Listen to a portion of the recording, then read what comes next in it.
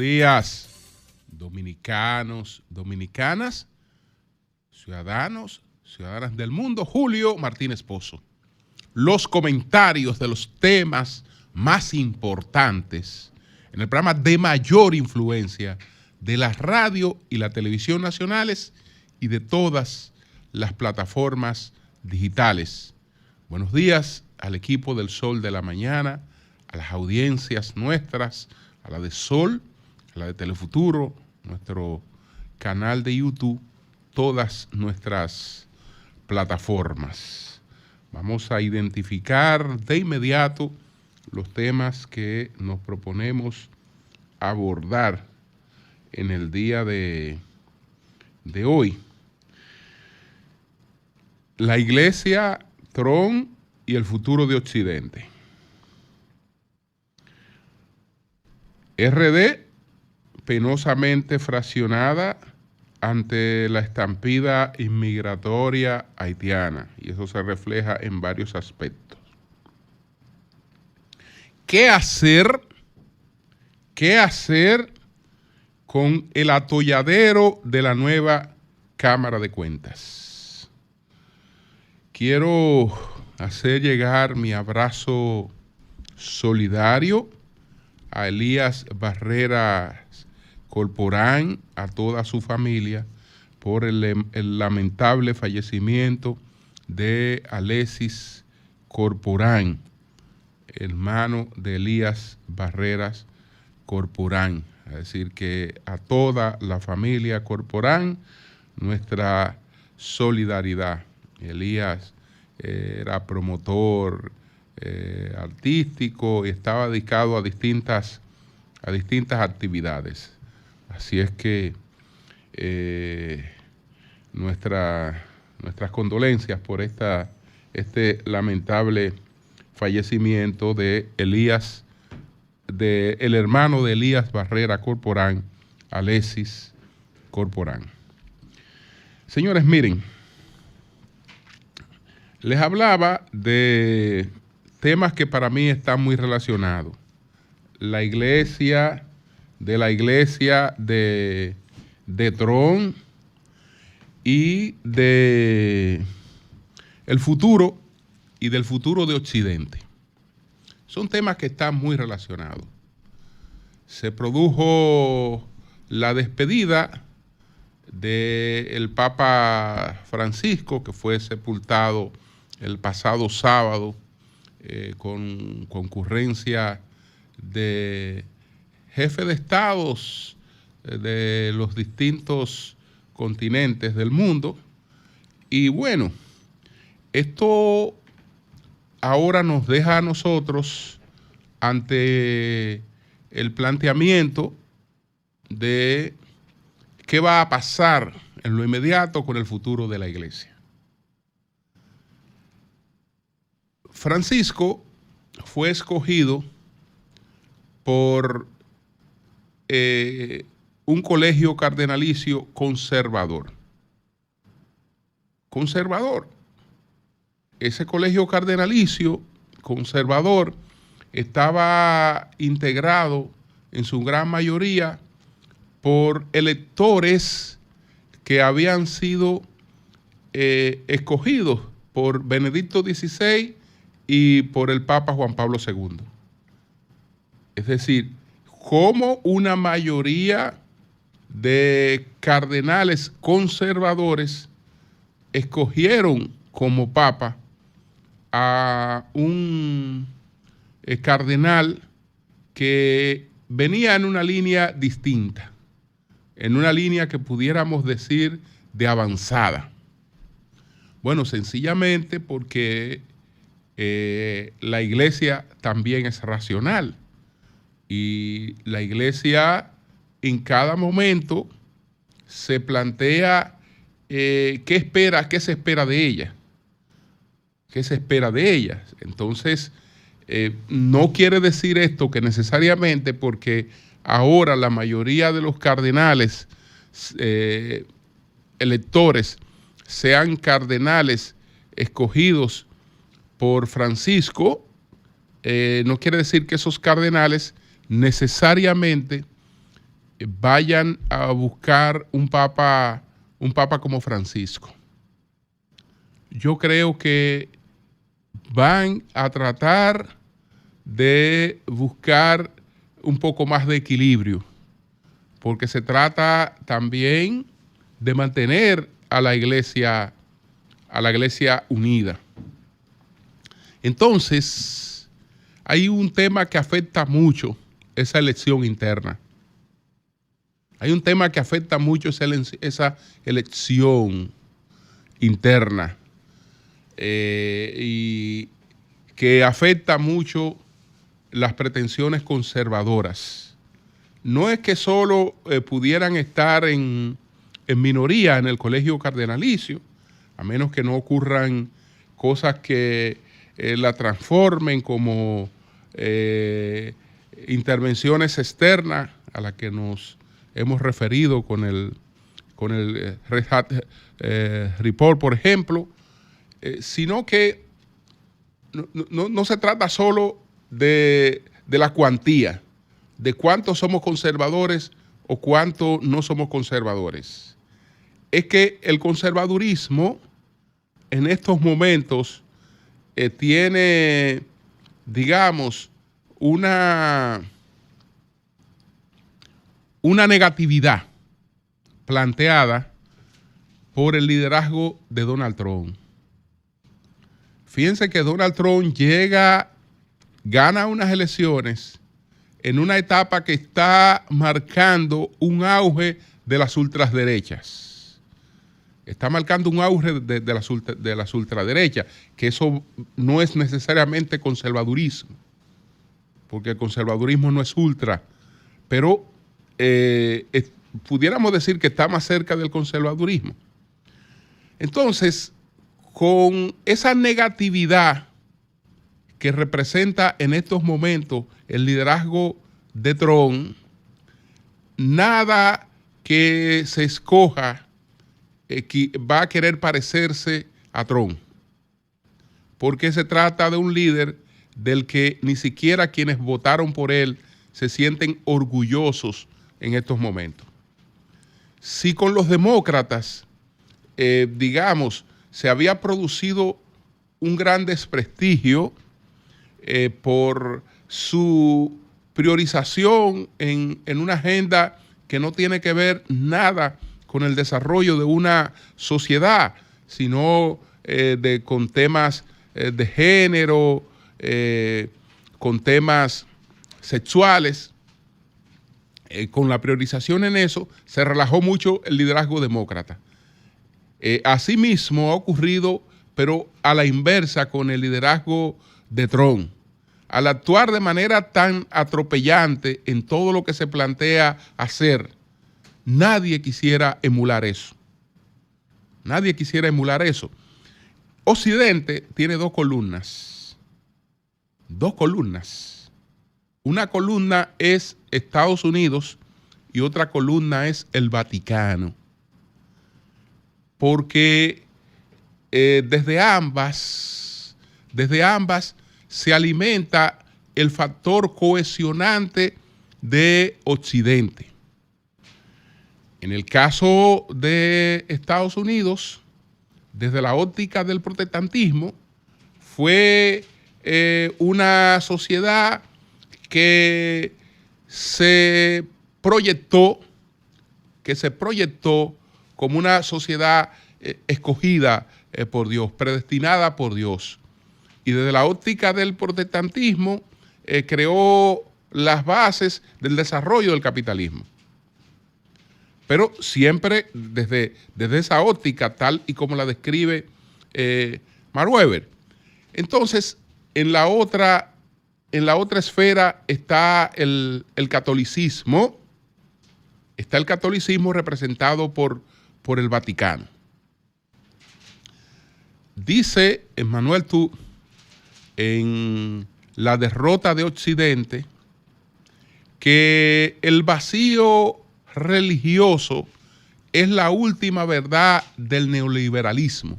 Es decir, que el factor que está caracterizando, entre otras cosas, el declive de Occidente y del neoliberalismo es hoy el vacío religioso. Es el vacío religioso. Por eso habla del protestantismo cero en los Estados Unidos, y lo propio ha ocurrido con un catolicismo que se ha quedado más asentado en la cultura que en la práctica. Pero ¿qué ocurre además con el catolicismo, sobre todo, y con la Iglesia Católica? Que Occidente se enfrenta a el desplazamiento hegemónico que le plantean otras civilizaciones. Hay dos civilizaciones emergiendo que en términos de desarrollo económico y cultural, incluso, y tecnológico, pudieran desplazar a Occidente. Una de las grandes ventajas de esas civilizaciones es su apego a las tradiciones. Son civilizaciones tradicionales. La única tradición de peso con la que cuenta Occidente, la única tradición milenaria con la que cuenta Occidente para contrapesar el auge de estas civilizaciones que vienen sobreponiéndosele, es justamente el catolicismo. Justamente el catolicismo, es decir, en esa tradición y en el respeto a esa tradición está uno de los muros de contención de Occidente frente al auge de otras civilizaciones que, si un matiz tienen, en primer lugar, es su respeto a las tradiciones. Y desde luego estoy hablando de la civilización china y estoy hablando de la civilización hindú. Son tradicionalistas. A diferencia de lo que se vino imponiendo con Estados Unidos a la cabeza, que fue la informalidad, el irrespeto absolutamente a las jerarquías, a todas las cosas, el contrapeso de esas civilizaciones que son jerárquicas, que son tradicionales, les da una ventaja frente a Occidente. Entonces Occidente está desafiado a conservar parte de lo que tiene, y no hay nada que tenga más peso en sus tradiciones que una iglesia milenaria, que una iglesia tradicional. Una iglesia tradicional. Muchos entienden que la iglesia pues debe apartarse de sus tradiciones, que una serie de cosas que hoy la caracterizan no deberían caracterizarla, que la iglesia debería parecerse más a la sociedad. Entre más se parezca a la sociedad, más rápido se debilita. Porque lo que la hace fuerte justamente es la diferenciación que le representa un apego a tradiciones. Entonces, todas estas cosas tienen que ser contrapesadas a la hora de buscar un sustituto de Francisco. Es decir, ¿qué nos reclama el momento? ¿Qué pide el momento de nosotros? ¿Cómo contrapesamos todo lo que está ocurriendo? Que, por ejemplo, estamos ante la conmemoración de los primeros 100 días de Donald Trump, que tiene en estos momentos un 45% de aprobación. Gallup dice que eso es lo más bajo que ha tenido cualquier presidente en un primer trimestre desde la Segunda Guerra Mundial. Los adjetivos más populares, caótico, un 66% piensa que ha sido caótico entre lo que están en una parte importante de sus electores. Otro 59% piensa que ha sido aterrador. Que ha sido aterrador. Entonces, ese clima del liderazgo occidental tiene que pesar en las reflexiones y en la búsqueda de un nuevo liderazgo que trate de apuntalar una de las grandes columnas de Occidente, de toda la cultura occidental, de todo el poder occidental, que es justamente la Iglesia Católica. Si la figura de Trump fuera hoy una figura prestigiada, es decir, si su llegada al poder hoy estuviera en un máximo de prestigio o estuviera en un nivel de prestigio, el próximo Papa fuera conservador totalmente. Al tener en el otro extremo de lo que es el liderazgo o lo que es la cabeza de Occidente, un liderazgo nada emulable, en cualquier tipo de elección que vaya a ocurrir, se va a buscar diferenciación con ese liderazgo para procurar un cierto nivel de equilibrio. Entonces, bueno,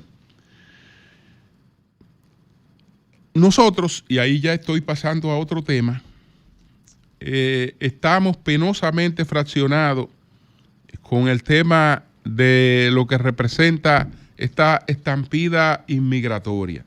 Y eso se refleja en distintos escenarios. Se reflejó ayer en lo que ocurrió con la marcha que organizaron pequeños grupos de la izquierda tradicional, que en eso evidencian por qué nunca han sido merecedores de un respaldo de la población, porque sencillamente se sienten en una poltrona de superioridad moral donde les importa muy poco el sentimiento del país. Es decir, en un momento en el que el país está aterrorizado, está muy preocupado por lo que representa ese desborde migratorio, ellos denuncian esa preocupación como parte de un discurso de odio. Y justamente hacen una convocatoria que, aunque no tuvieran el valor de expresarlo claramente, tiene como principal objetivo confrontar las políticas que se están llevando a cabo para tratar de contrarrestar este asunto. Entonces, por eso quieren abarcar tantas cosas que no terminan abarcando absolutamente nada. Lo que hicieron se llamó ayer de que la gran marcha por el agua, la vida y la soberanía. Pero en el fondo, el tema es el tema de tratar de contrarrestar las manifestaciones que se han dado en el país, exigiendo una política de control migratorio más firme. Entonces, ahí vemos cómo este tema ayer estuvo a punto de producir confrontaciones. Las cosas no llegaron más lejos porque por lo menos las medidas que se adoptaron impidieron que se presentaran nacionales extranjeros a unirse a este tipo de manifestaciones y a protestar abiertamente contra las medidas que se están emprendiendo en la República Dominicana. Pero bueno, por eso es que nunca han merecido respeto, por lo menos respaldo de la sociedad. Por eso siempre han estado de espaldas a la sociedad y por eso ese cúmulo de errores que lo que hizo fue cada vez más empequeñecerlo, como siguen empequeñeciéndose con eso que ocurrió en el día de ayer o que intentaron hacer en el día de ayer, que finalmente tuvieron que variarle la connotación, por lo menos en el discurso, en la expresión hacia afuera. Pero lo propio podemos decir, donde se reflejan esas contradicciones, lo propio podemos decir por lo ocurrido en el Instituto Duartiano. En el Instituto Duartiano, pues, fue excluido el doctor Julio Manuel Rodríguez Grullón, fue destituido como presidente del Instituto Duartiano, porque el doctor Rodríguez Grullón, en sus palabras, al asumir la presidencia del Instituto Duartiano, hizo unos planteamientos que yo realmente creo que estaban fuera de lugar. Estaban fuera de lugar porque el Instituto Duartiano tiene unos objetivos, que son lo de promover, lo de enseñar la obra del padre de la patria. Esos son los objetivos del Instituto Duartiano, y quien lo va a presidir tiene que tener conciencia de que su discurso está enmarcado dentro de esos objetivos. Entonces, el doctor Julio Manuel Rodríguez Grullón, en sus palabras, hizo algunas disquisiciones que para mí eran innecesarias, porque él proyecta en esas disquisiciones el tema migratorio, es decir, la avalancha de la llegada de haitianos hacia la República Dominicana. Él la presenta prácticamente como algo inevitable por los niveles desiguales de desarrollo entre ambos países. Y prácticamente lo que puede sugerirse, aunque no fueran las intenciones de él, es que nos corresponde quedarnos de brazos cruzados frente a esa situación, o tratarla con un mayor nivel de comprensión. No, yo no comparto lo que él planteó ahí. Yo no comparto lo que él planteó ahí, no lo comparto.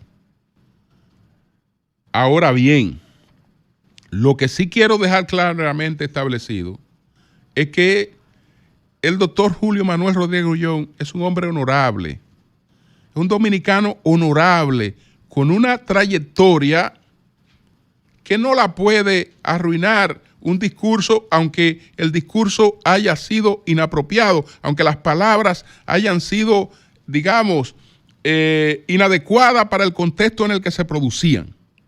Porque también la gente tiene que tener clara conciencia de cuál es el rol que tiene.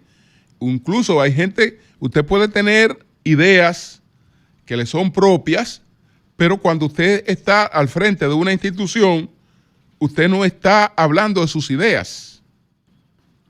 Usted está representando las posiciones de una institución. Entonces, me apena lo que ocurrió, porque lo conozco su trayectoria. No creo que sea merecedor de que algo así llegara a ocurrir. Él tal vez debió renunciar, a él lo invitaron a que se retractara de sus declaraciones, él realmente no quiso hacerlo. Yo tengo el contexto del discurso, lo que él pronunció, tengo también la carta que él envió al Instituto Duartiano. Lo que quiero dejar establecido es que, a pesar de no compartir con él lo que él planteó y de tener una posición que todo el mundo conoce, que es distante a esa posición, se trata de un dominicano que ha tenido una trayectoria en toda su vida que no ha sido otra cosa que aporte al país. Aporte al país. Es un gran maestro de la medicina, de la pediatría, reconocido nacional e internacionalmente. Entonces, se equivocó del punto de vista, no de que no tenga derecho a tener la posición que él quiera, sino de que, bueno, usted está hablando como presidente del Instituto Duartiano. Y ciertamente, si hay algo que pone en peligro la obra de Juan Pablo Duarte, es justamente el hecho de que se pueda producir un colapso de la nación, que se produciría porque la nación no es solamente un cuadro geográfico. No es solamente un cuadro geográfico. La nación es una cultura, es un idioma, son unas tradiciones. Todo lo que tiende a borrar eso, borra el concepto de nación. Y yo creo que Duarte es claro que quiso crear una nación. Todo lo que está ocurriendo afecta a eso. Afecta realmente eso. Bueno, déjenme ver qué nos queda por aquí. Bueno, señores, miren. Insisto en que al gobierno se le malorientó, o el gobierno por la fuerza, por el predominio de una mayoría que le hace innecesario escuchar, pues no escuchó. Y en esta etapa, que es la etapa más peligrosa de un gobierno, porque el presidente anunció claramente que no va a buscar una repostulación. La tiene impedida constitucionalmente. Y el escenario plantea incógnitas, sino no es un escenario de seguridad. Es un escenario que invita a mucha gente a tratar de aprovechar la oportunidad porque no están seguros de que se repita, aunque luchen por que se repita. Es decir, es un escenario sumamente peligroso. Si algo debió hacer Luis Abinader en esta coyuntura fue blindarse con una Cámara de Cuentas, pero blindarse al revés. Porque aparentemente él se blindó, pero se blindó de manera contraria. ¿Por qué? Porque se blindó prácticamente dejando la sensación de que lo que se está blindando es la impunidad. Esa es la sensación que se deja, que lo que se está blindando es la impunidad. Yo insisto en que parecería que este es un país que está para cerrarlo. Parece que este es un país que está para cerrarlo, porque en un país donde se supone que hay una cantidad de gente honorable y capacitada, a la hora de tú escoger un presidente o una presidenta de la Cámara de Cuentas, tú vas a escoger una que no tiene calidad moral para auditar absolutamente a nadie, porque ha manejado una inmensa cantidad de fondos, de recursos públicos que no han sido auditados y que están pendientes de una auditoría. Y en la propia composición de la Cámara de Cuentas, lo advertimos de inmediato. Lo que ocurría con el vicepresidente de la Cámara de Cuentas y de dónde venía el vicepresidente de la Cámara de Cuentas. Es decir, es una cuestión como si se diera la sensación de que nos vamos y tenemos que autoprotegernos, pero la autoprotección tendría que ser al revés. Tendría que ser con mayor cuidado, dejando claramente establecido que hay una Cámara de Cuentas. Ahora lo que se ha dejado claramente establecido es que no hay. Lo que está claramente establecido es que no hay. Y que la que está ha venido expresamente para hacerse de la vista gorda sobre cualquier cosa. Porque era la peor elección que pudo haberse hecho. La peor elección que pudo haberse hecho. Entonces, fiesta y mañana gallo. Eso es peligroso, ¿eh? Eso en esta trayectoria es peligroso. Porque ahí debería haber una Cámara de Cuentas que le cree preocupación a cualquiera que está administrando fondos públicos. Esa no le crea preocupación a nadie. Por el contrario, ¿qué es lo que se pretende con la vicepresidencia? Validar lo que se quiso llamar auditoría que se hacían en la Contraloría. Validar eso, para no hacer auditoría. No, ya están hechas. Ya todos estos funcionarios están auditados porque los auditó la Contraloría. Ya están auditados y pasaron con 100.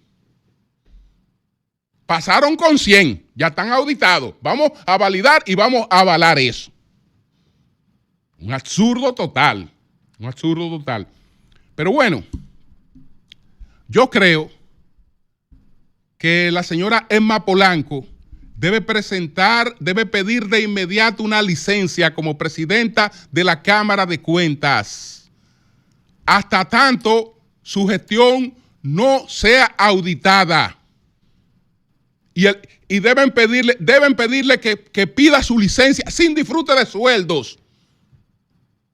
Una licencia sin disfrute de sueldos hasta tanto su gestión en la Universidad Autónoma de Santo Domingo, donde manejó más de 50,000 millones de pesos con muchísimos cuestionamientos.